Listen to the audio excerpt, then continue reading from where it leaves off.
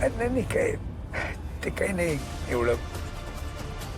Business म्हटलं की नफा नुकसान हे व्हायचंच. हो, पण असं काय घडलं होतं?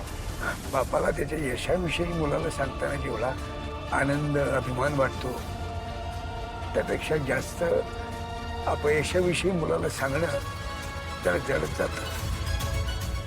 सांगेन पुन्हा निवांत केव्हा तरी सांगेन. पण खरं सांगतो, मी काहीही चुकीचं केलेलं नव्हतं.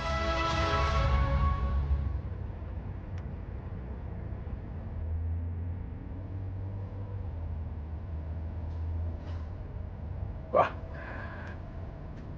काय सुंदर गाणं आहे. तर माहितीये का केदार,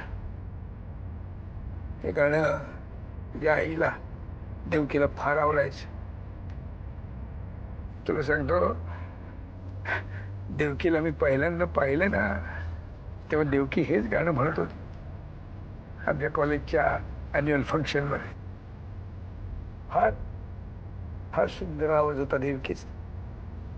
खरं तर तिचा तो आवाज ऐकूनच मी पहिल्यांदा तिच्या प्रेमात पडलो. मग पुढचं सगळं तुला माहितच आहे. तुला तुला कधी ऐकवलं का रे तिने हे गाणं?